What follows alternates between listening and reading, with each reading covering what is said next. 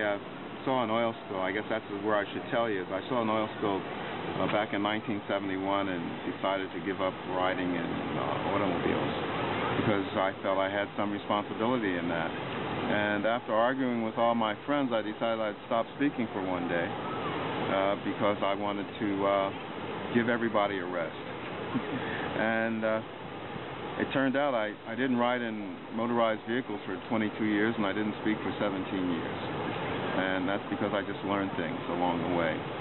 I learned things on the journey, and we all have that journey that I think is inside of us, and we just need to discover that.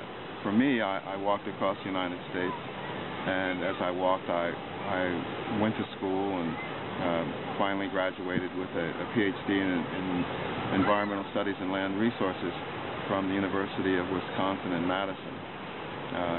My reason for walking across the United States was part of a walk around the world, I thought, that would last 18 years to promote Earth stewardship and world peace, raising environmental consciousness.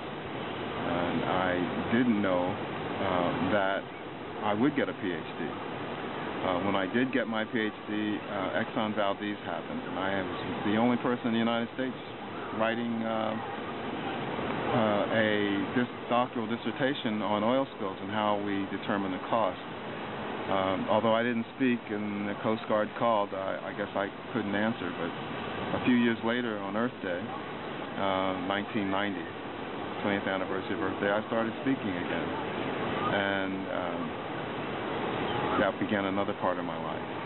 And I chose Earth Day because I wanted to speak for the environment, and the environment has since changed from just being about trees and human-made ugliness and pollution and things like that. But now it really took in all human activities, and human rights and civil rights and economic equity and social justice issues that really the bottom line of which is how we treat each other when we meet each other. And so I was hired by the United States Coast Guard after being made a UN Goodwill Ambassador to the world's grassroots community. And I worked at the Coast Guard for about a year, writing oil pollution regulations as a project manager and environmental analyst. Well, I guess I really want to say with the message of, if I have any message at all, is that, 20 years ago I was standing on a beach watching the oil wash up and the birds covered and the animals covered. And I didn't really know what to do.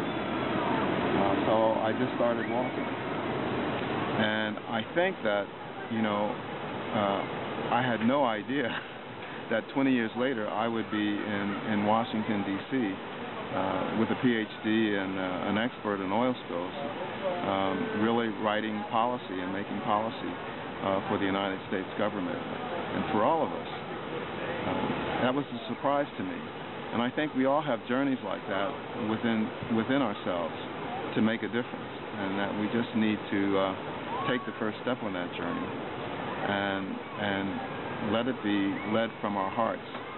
Now, we all have different journeys from our hearts, and some of them are different than what we feel are our journeys. But we really don't know what the future is, and we don't know if we're really right on our own journey. We're right for ourselves. So I guess the thing to do is to approach each other with respect and humility, because, we may be wrong. Tell me, what was it like? What did it do to you to be quiet that long? What was the personal transformation there? Well, there was and I'm not sure that I could just enumerate all the personal transformations that happened to me, but one of them was I realized when I stopped speaking that I hadn't been listening. Another one that I realized is that it takes two to argue. Another one that I realized is that I had not been exactly a truthful person in my ability to speak. I could speak, we just say, I just lied a lot. And not speaking gave me the opportunity to listen, and it also gave me the opportunity to learn things that I had since stopped myself from learning.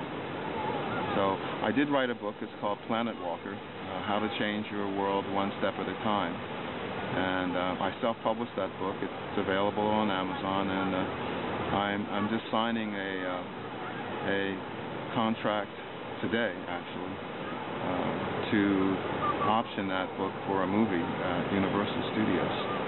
Okay, wonderful.